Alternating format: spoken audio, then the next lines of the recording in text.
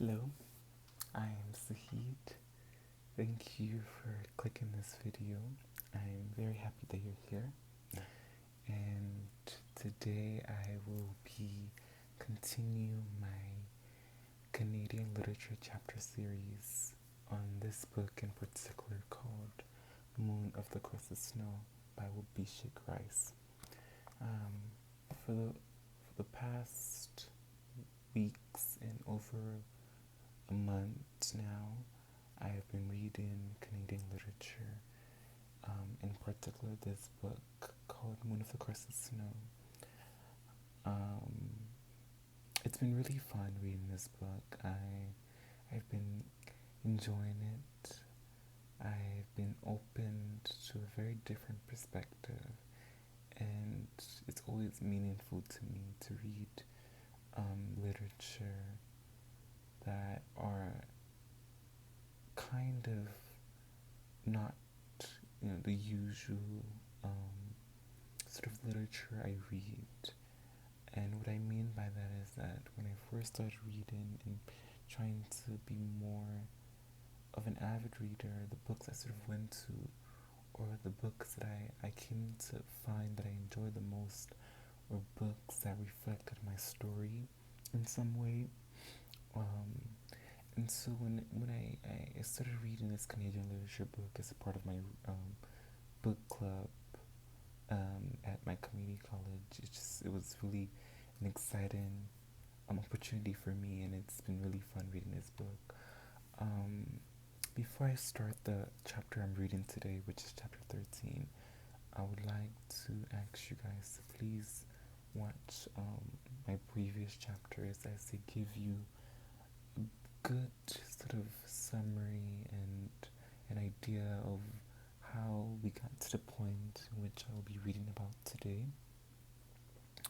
Because I told myself that after chapter 10 I wouldn't be making those long summaries before I start my videos, but I would still like to sort of give a short one, sort of explain the basics of what who, where, and when, and sort of what is happening in this book. So we're reading about a small indigenous community within the northern part of Canada known as the Anishinaabe community.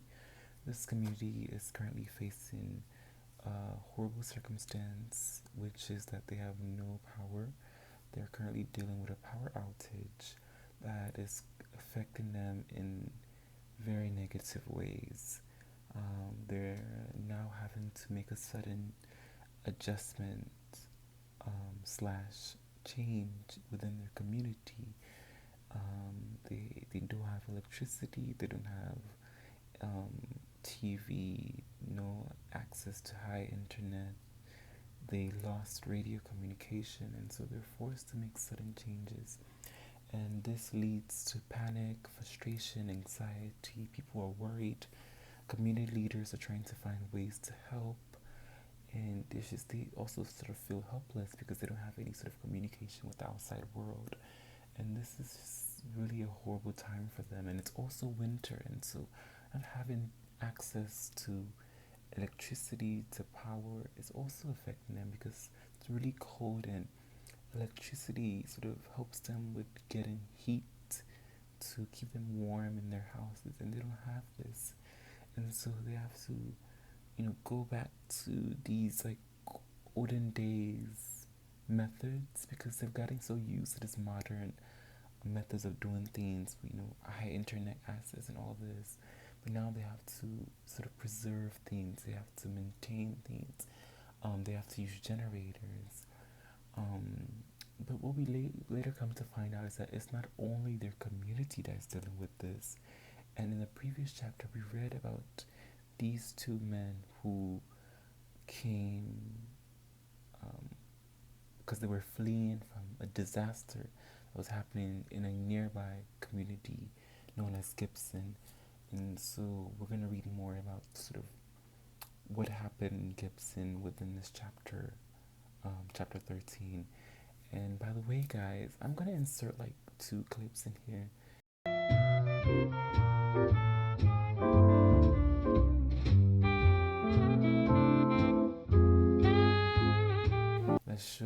been trying to record chapter 13, but due to my phone acting up and my storage acting up, it kept not recording. I've literally read the entire chapter 13, but because it didn't record, I'm redoing it for you guys, so you guys could also hear me read it. So I'm very happy to be doing this. Okay. Chapter 13. The gray haze of the sage smoke hovered over the boardroom.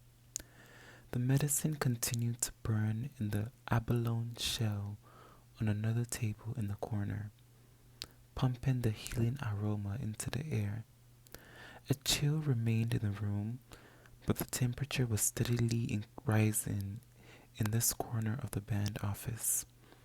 Even had flipped the breaker for this part of the building hours earlier, and now he stood with his back against a far wall. The sleeves of his gray sweatshirt pushed up to his elbows. He watched as the others in the room miled about, reluctant to take their seats. The long oak table was surrounded by 20 black leather chairs. The band council and senior staff held their executive meetings here, and it was always where they hosted visiting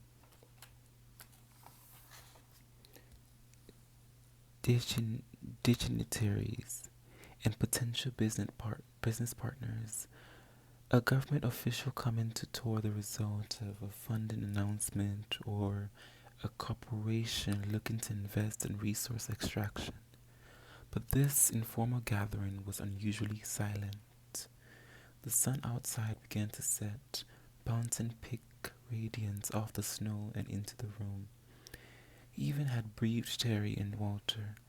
Kevin had told Tyler and her mother, Joanne, more at home. Nick had confided in his older sister Amanda, one of the counselors, and his parents. All of them were here, along with the 4 remaining council members and Isaiah. Eventually, the leadership took their seats on one side of the table, while Kevin and Nick sat together on the other side with their parents. They wore nearly matching wool sweaters in slightly different shades of blue. Terry cleared his throat. All right, we know why we're here. His bright red snowmobile jacket was undone to reveal a denim shirt underneath. The band council sat to either side of him, and even an Isaiah remained standing. I just want to say we're very happy you boys made it home. We want you to know you're safe here. He looked down at the table and sighed. It looks like it's a lot worse than we thought. I know it's going to be hard for you to talk about this, so take your time. But we need to know what you're able to tell us. Just share what you feel comfortable sharing. Nick and Kevin looked at each other. They were both 19 years old, barely men. They had grown up in families that believed in teaching their kids how to live on the land, and they knew how to hunt and fish and trap. They knew the basics of winter survival. Those experiences had hardened their bodies and helped them mature. But they looked at each other now, fragile as small children. All that training could not have prepared them for what had happened. Nick bruised his straight black hair out of his eyes. Kevin looked at his friend and scratched the back of his head. Okay, I'll start. I guess about a week and a half ago, I'm actually not even sure how long it was now. There was a blackout, he began. He looked down at the table, not making eye contact with anyone in the room. I was in the welding shop at school, and it all went dark. It's in the basement of the main building and doesn't have any windows, just a big garage door that leads to a ramp outside. We waited around a bit for the lights to come back on. But then our teacher dismissed the class, so I walked across campus back to the residence. And there were a few other students waiting outside. Our key cards weren't working, but security eventually let us in. All eyes were on Kevin. The power came back on a couple hours later, but when I woke up in the morning, it was off again. I tried to use my cell phone, but it wasn't getting any service. So I went down the hall to check on this guy. He motioned to Nick.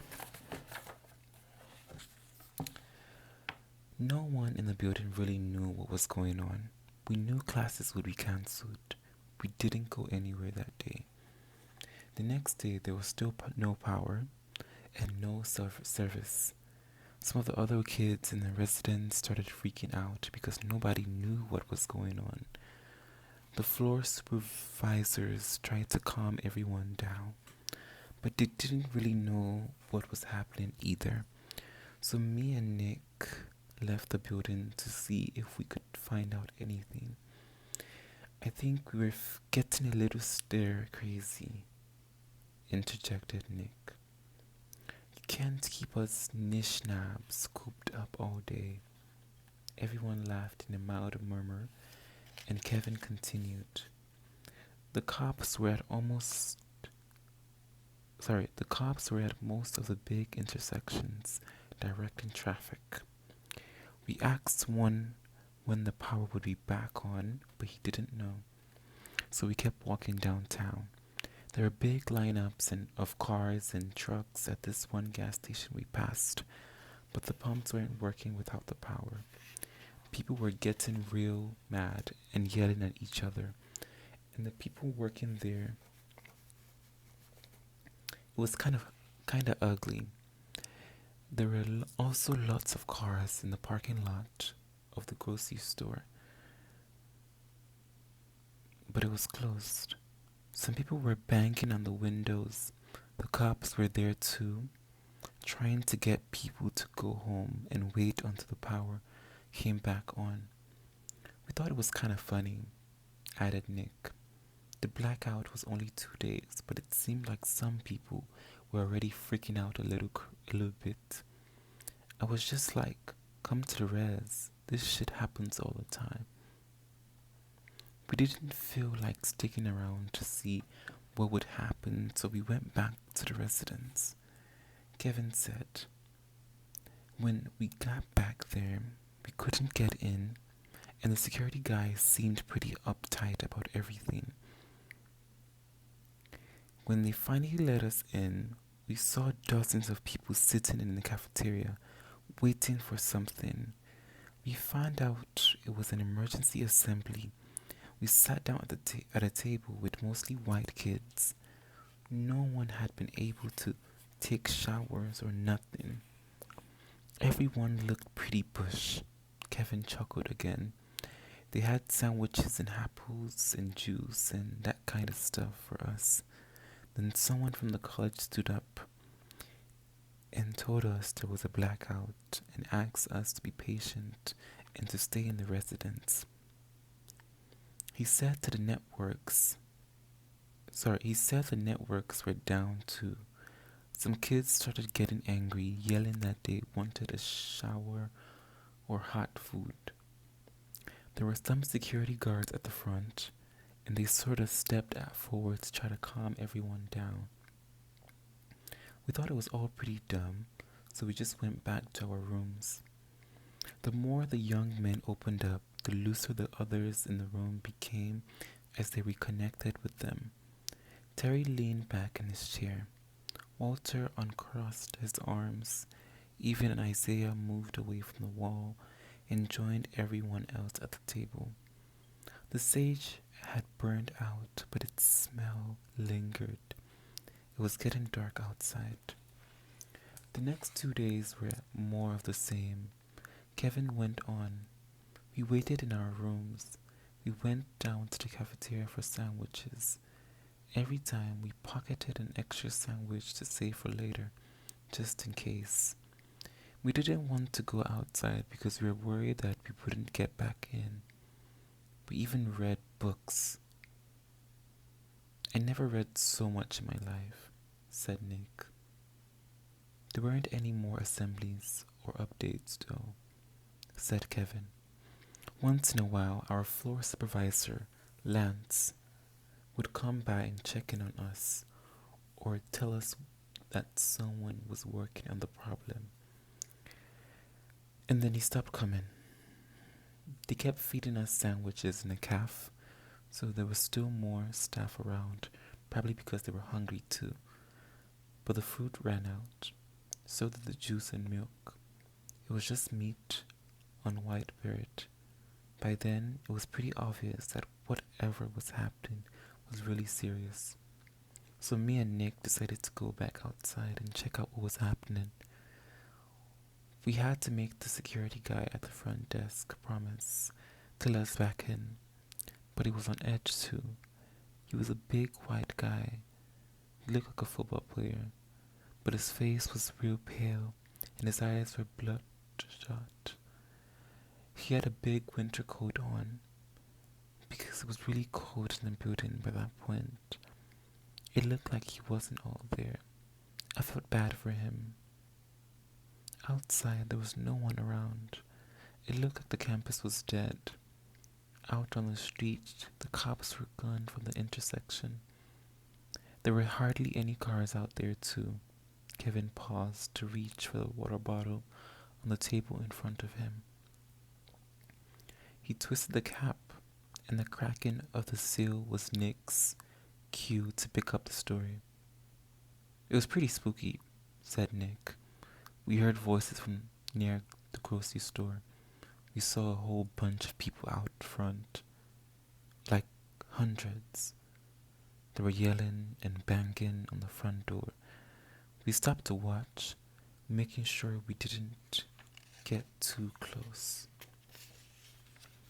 Then, out of the blue, someone threw a big rock through one of the front windows. It smashed and glass went everywhere. One guy ran up through the crowd and just heaved a garbage can right through the big window. He took a deep breath and cracked open his own water bottle, and Kevin picked up the story again. Beside him, Joanne stared at her son, her eyes fixed with worry. The crowd rushed into the grocery store, elbowing and shoving others out of the way. It looked like some people were getting cut on the glass because there was blood everywhere all of a sudden.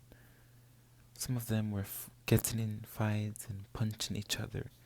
We decided to get out of there. We ran all the way back to the residence. We decided not to tell anyone what we'd seen because we didn't want to freak them out any more than they already were.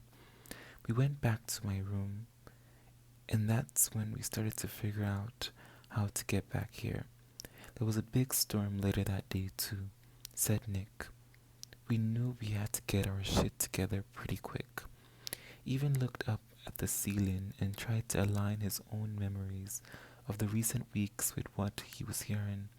He admired their bravery and ability to make it back home. Not long ago, he'd considered them just typical teenage boys. Kevin and Nick explained their plan to leave the mayhem in the city. Finding their way out of town and headed north was easy, they said. Both had a fairly accurate idea of the way home, and if they did get lost, they'd just try to find the hydro line and take the service road. But securing snowmobiles would be hard. They knew where the dealerships were.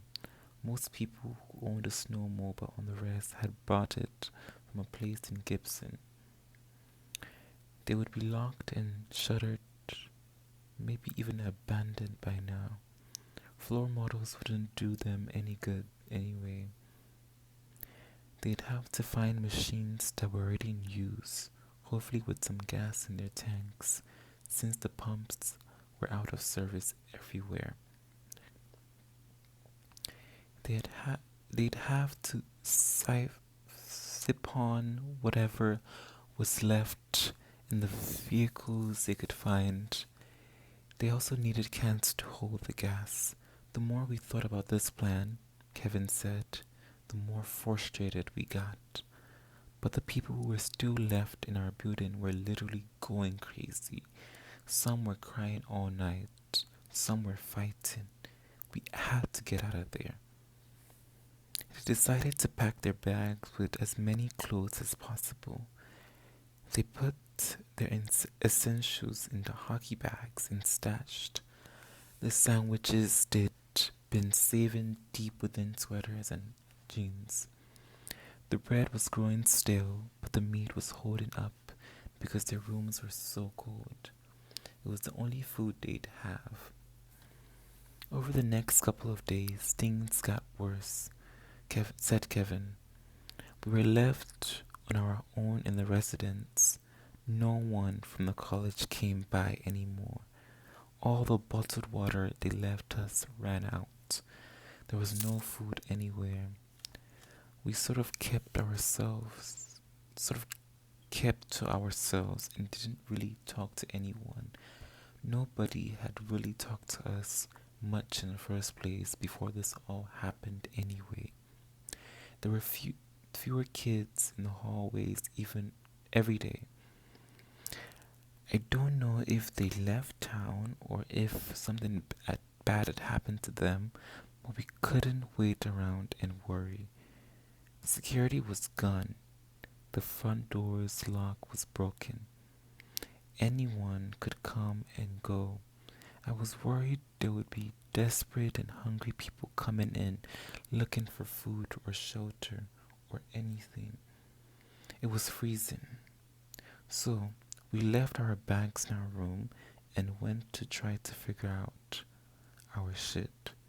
We hid little emergency flashlights in our pockets. Nick said they went into the campus buildings to explore. The doors were smashed open and small groups of people huddled in the corners of the foyer and in rooms off the large hallway trying to stay warm. They were begging us for food. His voice broke as he remembered. Some of them looked real sick. It must have been about a week since the blackouts started by that point. We couldn't help them. I told Nick we should go down to the shop wing.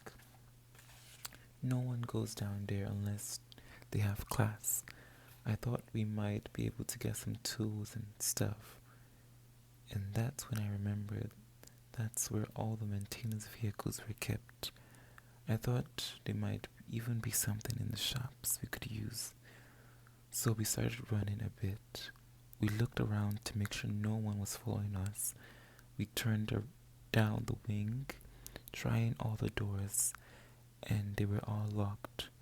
We stopped in front of the door of the small engine shop and waited a couple minutes to make sure no one was behind us.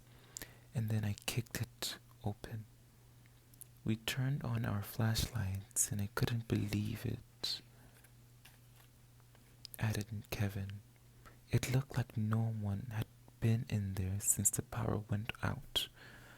Either the teacher forgot about it or just didn't care. But there were 2 snowmobiles in the middle of the shop. They looked pretty new, and they weren't in pieces waiting to get fixed. I went to the hall to keep 6 while Nick tried them out. The keys were still in the ignition. Nick turned one and pulled the cord to start it. The engine revved to life. He killed it immediately, and they waited a long time before trying the other one, not wanting to attract attention. The second machine worked, then they waited again. Neither knew how much time they allowed to pass in the shop, but they didn't want to risk being heard or spotted, especially since they may have found their way out of the city. Nick told them that a final scan of the shop yielded 4 full jerry cans of gas in the back corner. We didn't know it was still any good, said Kevin, but it was a good sign anyways. They left quietly through a back entrance to avoid the needy students. The snow was pretty deep by then, he said. We propped the door open with a screwdriver we pocketed from the shop. We walked all the way back around to the front, tied to the side of the building so that we wouldn't leave any footprints in the snow. Nick squeezed his empty water bottle, crunching the plastic. When they got back to the resident building, they heard a commotion in the cafeteria as hungry students tore through the kitchen. They made for the stairs and went up to Kevin's room, where they waited out daylight. They had been sleeping in the same room for days by that point. In the middle of the night, they heard screams. A woman was shouting something neither of them could make out. They did their best to ignore the havoc, even as fists pounded on the door of the room where they hid. We didn't make any noise. Kevin spoke softly. We hoped they would think our room was empty. Even in the darkness, they were paranoid about the others seeing their packed bags or any other hints of their impending escape. They didn't sleep. After what seemed like hours, they opened the door and cautiously carried nearly full hockey bags of clothes, food, and supplies downstairs and out of the side door. They were still unsure of how they'd transport their gear with the snowmobiles, but they figured it was safer to stash their gear by the machine now instead of scrambling for sleds or other towing implements in the heat of escape with big hockey bags on their backs. They slid through the frigid early morning, a half moon lighting their way. We moved quick because of that, he added. They took the same route back and they were relieved to find the door still propped open. They said they ditched their hockey bags, closed the door, and made their way back to Kevin's room. Everything was silent as when they'd left. We slept for a couple hours, I guess, and then got woken up by voices outside in the hall.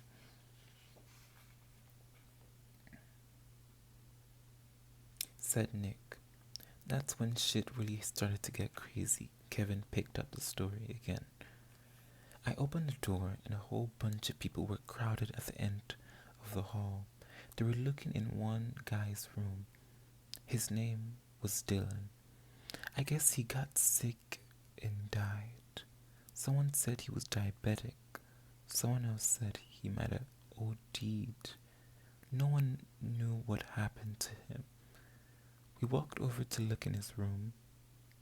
People cleared the way as we got to the door. Girls were crying. A couple of the guys were freaking out. Dylan was lying in his bed. His face was gray and his mouth and eyes were still open. It was pretty fucked up. Nick jumped in. All of these kids who were still in the residence weren't from Gibson. They couldn't get a hold of their parents. Their parents couldn't get a hold of them. So, unless someone came and got them in those first few days, they were stuck there. They were abandoned. I think they all started to realize it when that kid died. This was yesterday, and that's when we really knew it was time to go, said Kevin. He talked about how they consoled the students distraught by the debt, even though they weren't very close with non-native classmates. It could have been their shyness and how they mostly stuck together. It could have been racism, but chaos brought them together, even just for a moment. Kevin continued. Some of them just got up and left. They didn't know where they were going, just that they had to leave too. So we just waited out the rest of the day. But they still needed something to cart their gear, said Nick. Between them, there are 4 hockey bags and 4 gas cans. Then I remember the plastic sleds in storage on our floor, he said. They were there for students to use to go again. So we decided to take a few on the way out. We knew we'd have to double them up because they're flimsy. When we thought everyone was asleep, we went looking for them. Finding the storage room was hard, though without turning on the flashlights. Finding the storage room was hard, though without turning on the flashlight. Finding the storage room was hard, though, without turning on the flashlights, but we finally did. I guess those plastic sleds weren't much use to anyone because they were still there. We grabbed them and went back to the other end of the floor to take the stairs down. From there, they retraced their steps to the shop. The back door was as they left it, much to their relief. So we started getting ready. We went through all the gear there and took what we thought we'd need, like a hammer, chains, a blowtorch, stuff like that. We stuffed all that in the bags. I found some bungee cord and we started trying everything to the sleds. We still had to get out of there, said Nick. The shop door to the outside was locked. It was this big automatic garage door, and we realized we were going to have to figure out how to raise it without power. We looked it up and down using the flashlights and saw a chain connected to this box on the side. We were gonna have to smash that thing off the chain so we could pull it ourselves, and it was gonna be fucking noisy. Kevin jumped in, his words coming faster now. I'd seen a sledgehammer in the far corner. I went and got it and started hitting the lock again as hard as I could. I started up the machines, said Nick, because I knew as soon as we had that thing open, we'd have to hurry the fuck out of there. But it wasn't breaking or moving. I don't know how many times I had to hit it. I asked Nick to take over, so he did, and it only took him a few more hits before it finally busted right open. He pulled hard on the chain to open the door. It came up real quick, and then I saw them. Kevin took a deep breath through his nose. He held it in for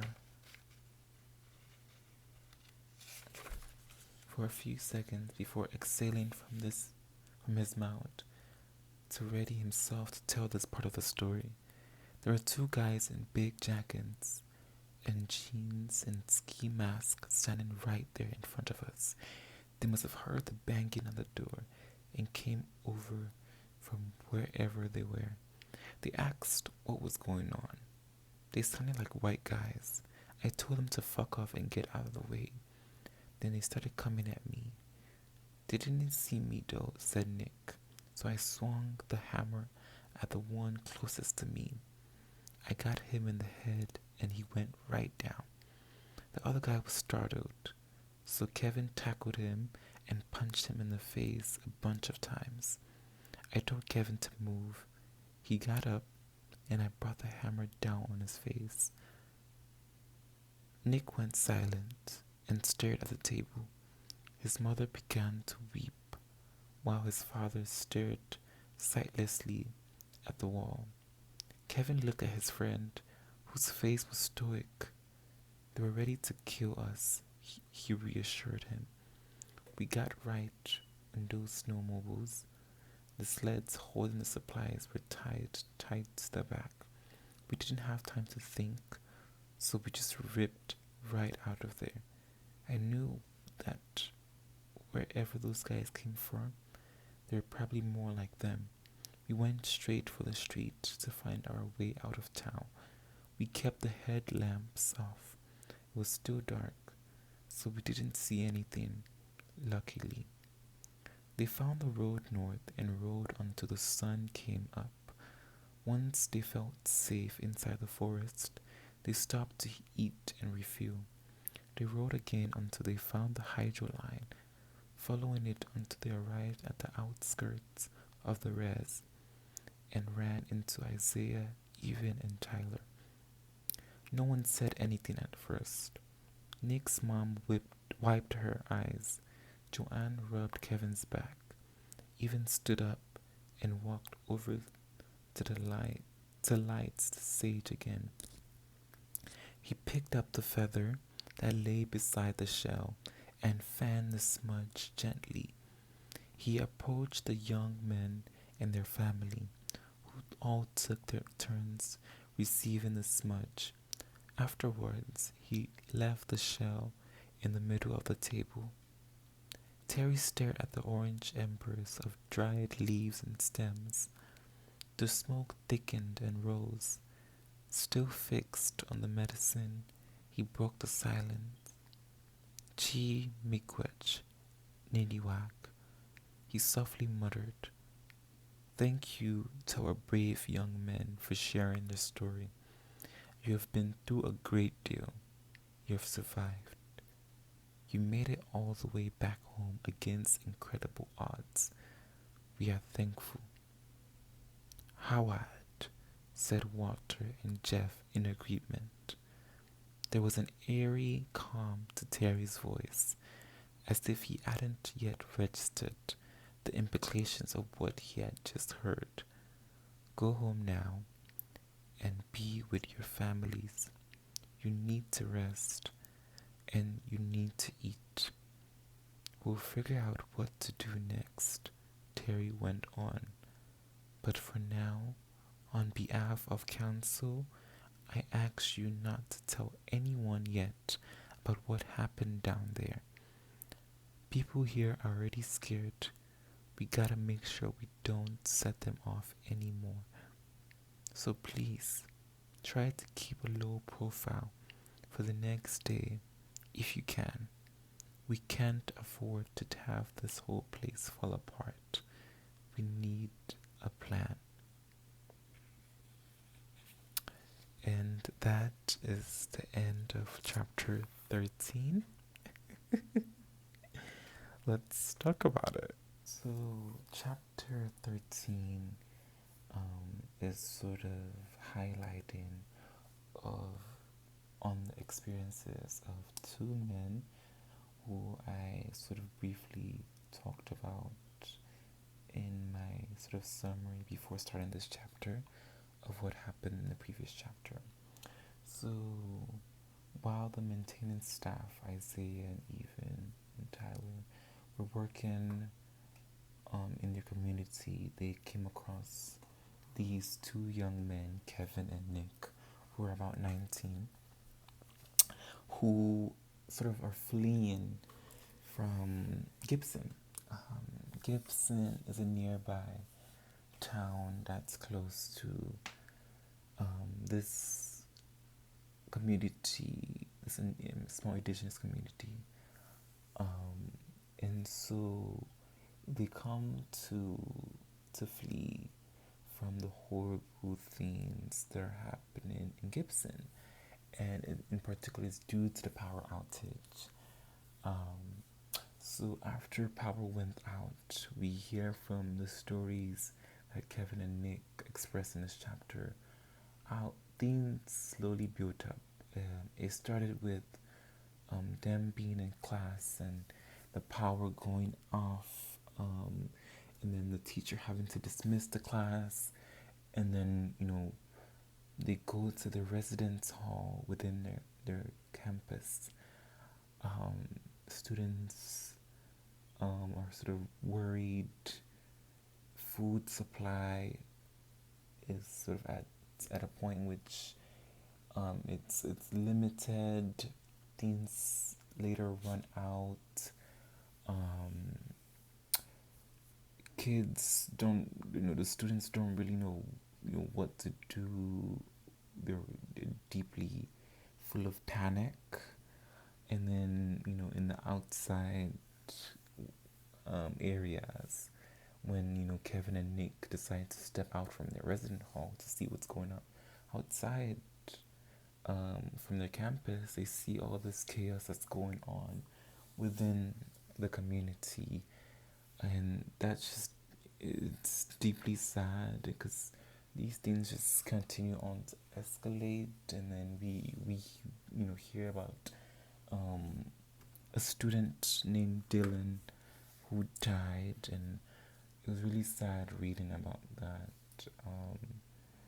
And it just shows how one unfortunate circumstance can lead to a more major sort of negative effect on the community as a whole. It sort of leads to a complete disaster. And it's so sad because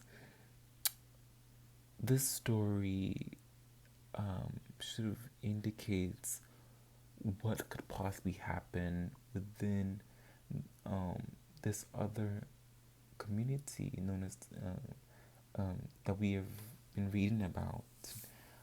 This small indigenous community that's in northern Canada, with the Anishinaabe people. What could possibly happen if the leaders don't sort of find a way to maintain order? I think that's sort of been their way. They've been trying to find ways to make sure people are not panicking. And here in the story is sort of in making them think that, okay, we don't want this to happen in our community, and they're sort of telling Kevin and Nick not to tell people about this, because if people hear about this, they're going to become panicked, and it could possibly lead to escalating circumstances similar to the ones in Gibson. And then we also have a part in which, these young kids who are 19 had to sort of defend yourself against citizens who were sort of also eager to find a way to escape, and these eager citizens and worried citizens sort of attacked them. And so as a result, Kevin and Nick had to commit sort of murder in a way, and kill these two men who were coming towards them and trying to attack them. Because if it didn't, they possibly would have died, or they weren't probably going to be able to escape to come back home. And these people would not have been able to hear the story they had to tell them. And so it's just really sad. But it really highlights on what I've been sort of mentioning throughout this book and throughout this chapter series, on how human motives, moods, and attitudes is so important to think of as we continue to read this together, because it helps us better understand how different circumstances and things that have happened or happening in your community, and how you're engaging with other people really impacts a lot on how a story is sort of written.